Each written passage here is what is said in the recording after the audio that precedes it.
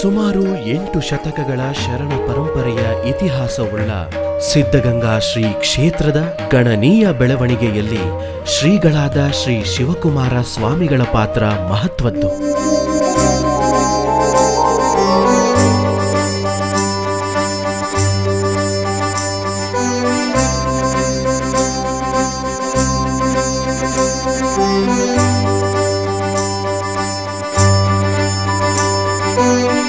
ಇಲ್ಲಿ ನಾವು ಪವಾಡವೆಂದು ಊಹಿಸಿಕೊಳ್ಳುವ ಪವಾಡವಿಲ್ಲ, ಪ್ರಚಾರವಿಲ್ಲ, ಅಬ್ಬರವಿಲ್ಲ, ಆಡಂಬರವೂ ಇಲ್ಲ.